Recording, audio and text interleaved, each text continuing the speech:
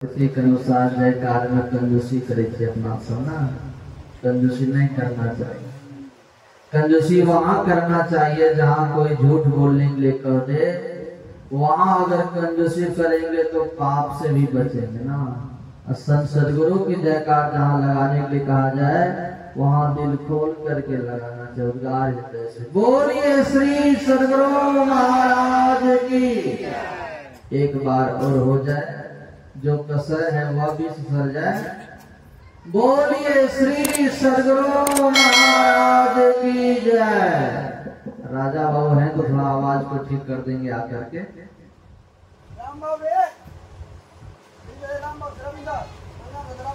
अखंड मंडलाकारं व्यापतं येन चराचरम् तत्पदं दर्शितं येन तस्मै श्री गुरुवे नमः। परम गुरुवे नमः। प्रात पर गुरुवे नमः। परमात्मा गुरुवे नमः। आत्मा गुरुवे नमः। आदि गुरुदेव अनादि गुरुदेव अनंत गुरुदेव अखिल गुरुदेव चरण गुरुदेव शरण गुरुदेव श्री गुरु महाराज चरणारविंद नमो नमस्ते।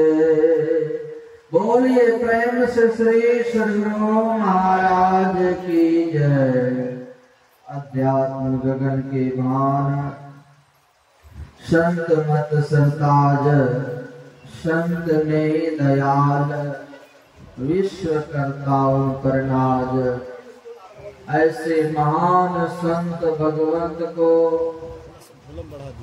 पावन श्री चरणों में मेरा बारंबार कोटि कोटि साष्टांग प्रणाम। व्यक्त रूप में मंच पर विराजमान पूज्यपाद स्वामी ओंकाराम जी महाराज के पावन श्री चरणों में प्रणाम।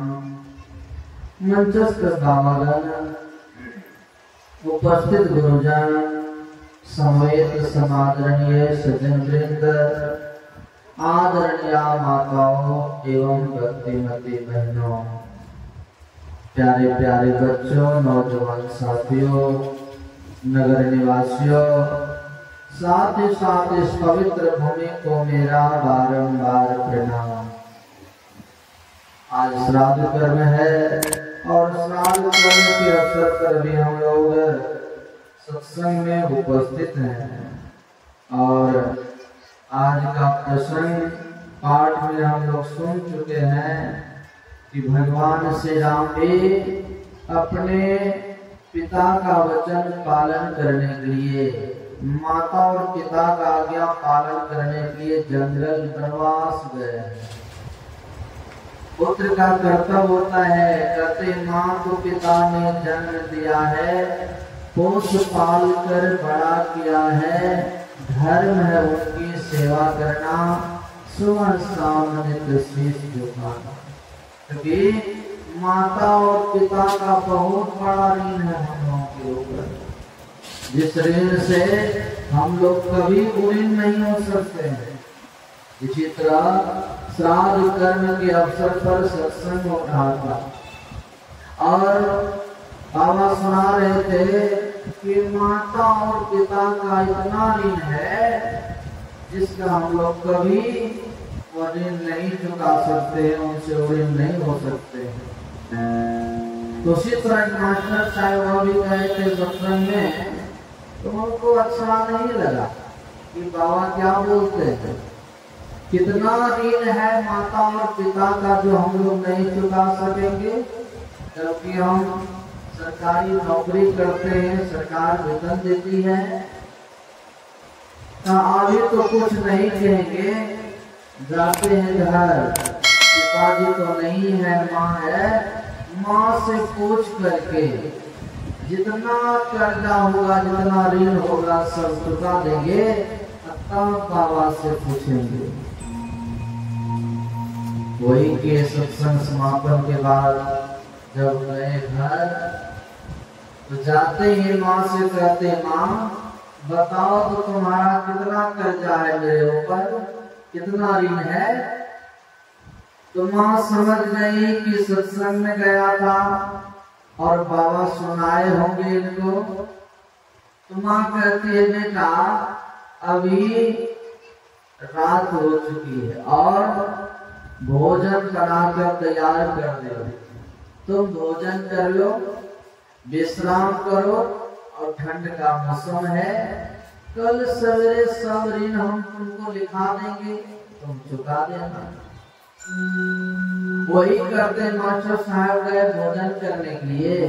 अम्मा क्या करती है, एक बाल्टी पानी भर के लाती है, जिस बिछावर पर, जिस पलंग पर मास्टर साहब सोते थे, उस पर सारा पानी को गिरा देती है। सारा बेड बिस्तर तो सारा गीला हो गया।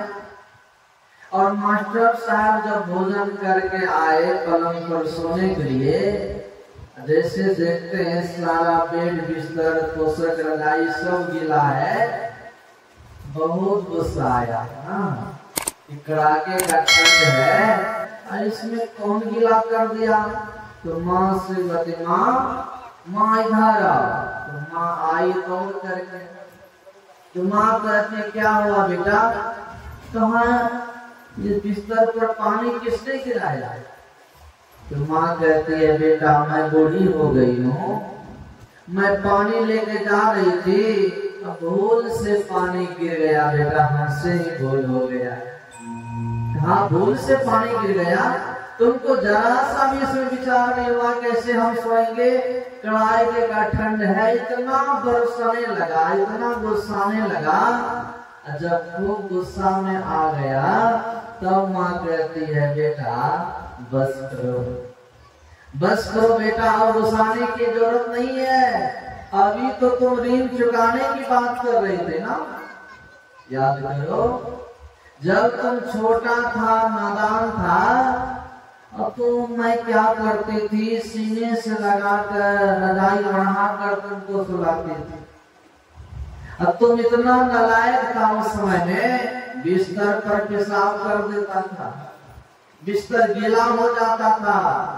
उस समय में क्या करती थी, तो सूखे स्थान पर तुमको सुलाती थी कि मेरा बेटा को ठंडा नहीं लगे, और गीले स्थान पर मैं खुद सोती थी। एक रोज भी मैंने डांटा नहीं, फटकारा नहीं, दुत्कारा नहीं, लेकिन आज एक रोज भूल से पानी गिर जाने पर तुम फटकारने लगा, गुस्साने लगा। क्या तुम मेरे ऋण को चुका सकते हो। जैसे माँ कहती है ना, मास्टर साहब का होश आ गया। माँ ठीक कहती हो माँ, जाकर चरणों में गिर गया माँ, तो ठीक कहती हो। महात्मा जी ठीक सुना रहे थे कि माता और पिता का बहुत बड़ा ऋण है, जिस ऋण से हम लोग कभी मोहित नहीं हो सकते। एक माँ 4-4, 5-5 लड़का बेटा बेटी को पाल लेती है, लेकिन 4-5 बेटा मिल करके एक माँ को ठीक ढंग से नहीं बारी लगा देते हैं। ऐसा तो भाग है, माँ बाप से बढ़कर जग में नहीं दो जा कोई खजाना, जिसने तुझे जन्म दिया रे, दिल उसका नहीं तो खाना, जिसने तुझे जन्म दिया रे,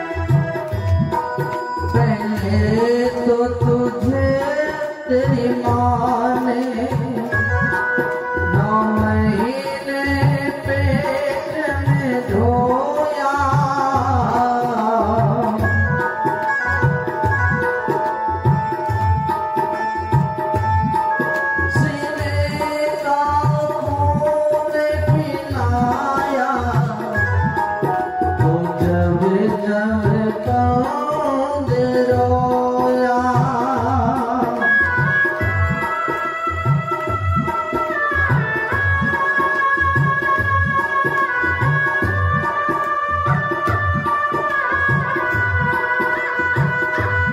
पहले तो तुझे तेरी माँ ने 9 महीने पेट में ढोया, सीने का खून पिलाया, तो जब जब बंद रोया।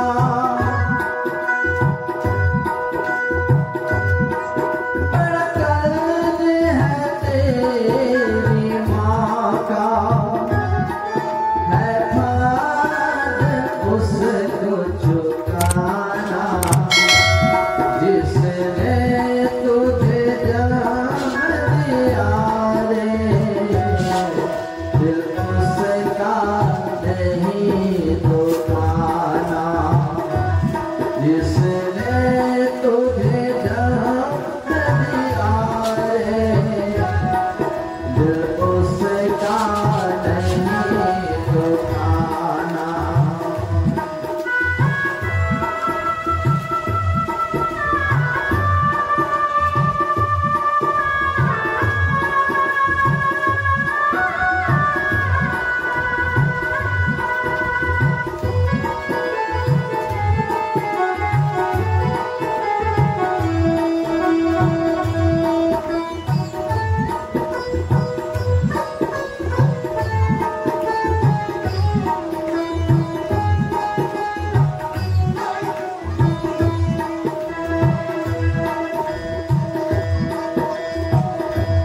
दिन रात तुझे तेरी माँ ने बाहों में तुझे झुलाया, बाहों में तुझे झुलाया।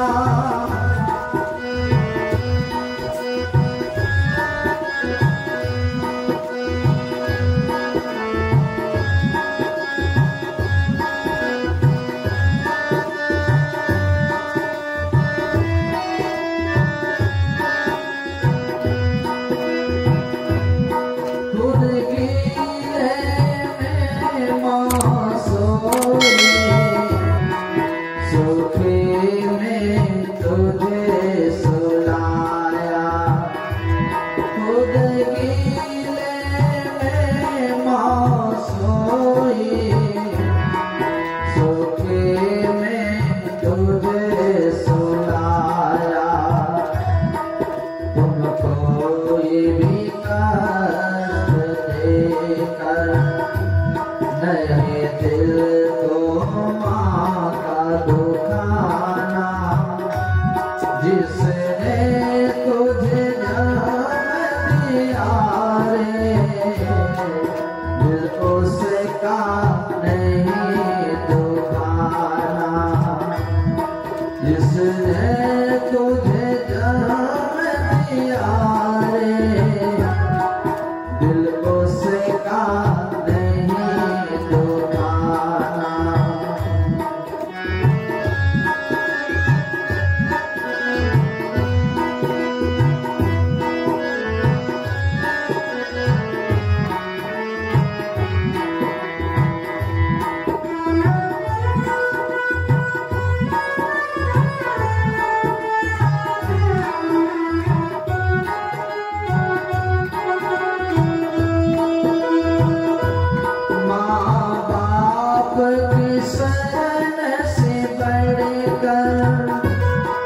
नहीं स्वर्ग है कोई दूजा, सब छोड़ तीरथ बांधे, कर ले माँ बाप की सेवा।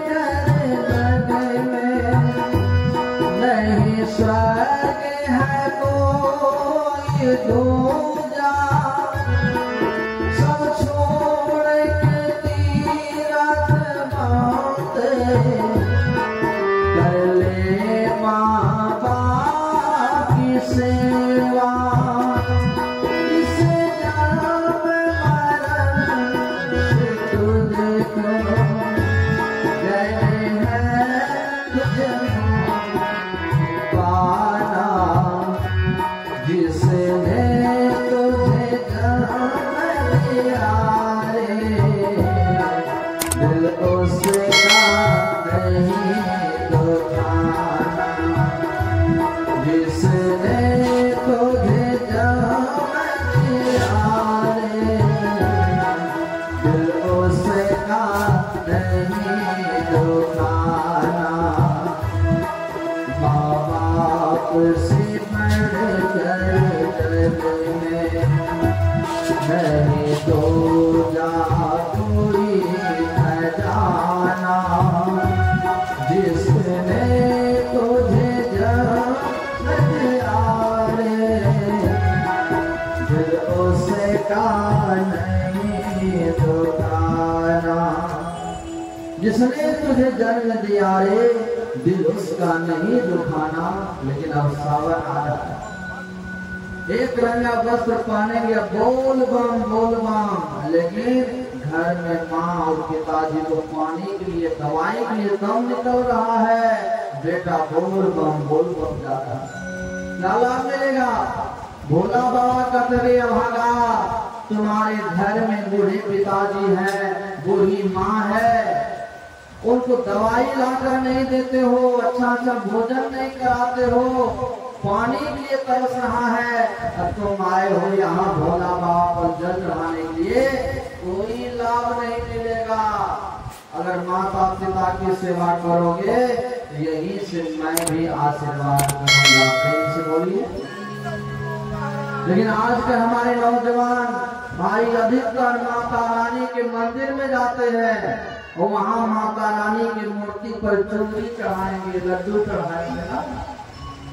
लेकिन मंदिर की माँ कहती रे भागा, तुम्हारे घर में माँ है, बूढ़ी माँ है, अगर माँ को अच्छा साड़ी, बढ़िया साड़ी ला कर दोगे, तो बढ़िया से मेवा मिष्ठान मिठाई खिलाओगे, अम्मा अगर प्रसन्न रहेगी तुम्हारे ऊपर, तो यहीं से मैं भी आशीर्वाद करूंगा। मंदिर की माँ कहती है। लेकिन हम लोग ऐसे शक्ति स्वरूपा माता पिता की सेवा नहीं करके बार तीर्थ व्रत में लगे हुए हैं। क्या लाभ मिलेगा? मरने के बाद श्राद्ध कर पिंडदान करवाते, खूब दान दक्षिणा देते ना। जीवित अवस्था में माता पिता की सेवा कीजिए। अगर सेवा करेंगे उनका, माता पिता खुश रहेंगे, प्रसन्न रहेंगे, आशीर्वाद करेंगे। असली पिंडदान, असली श्राद्ध वही है।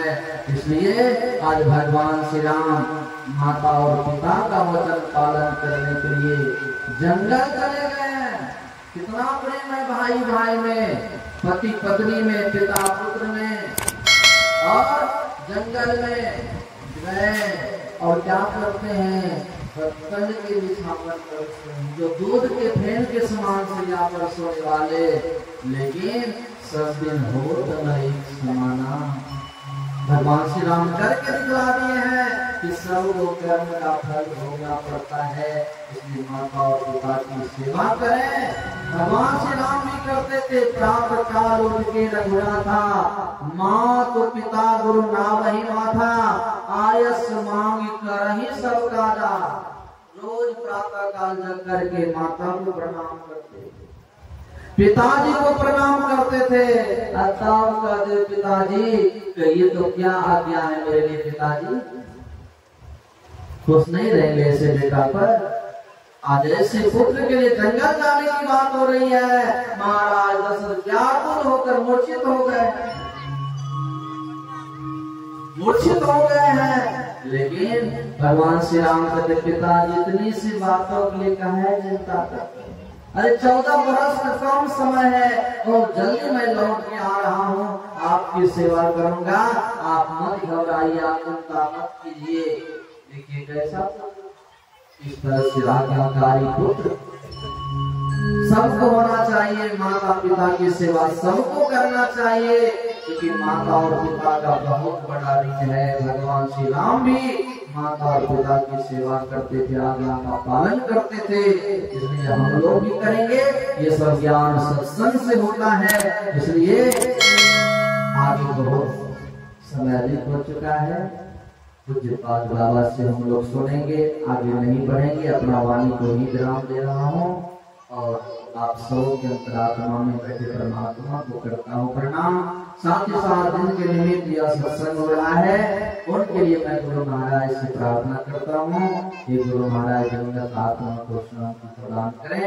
यही श्रद्धा सुमन अर्पित करते हुए अपना वाणी को देता हूँ विराम। आप सबों के अंतरात्मा में बैठे परमात्मा को करता हूँ प्रणाम। बोलिए श्री सद्गुरु महाराज की जय।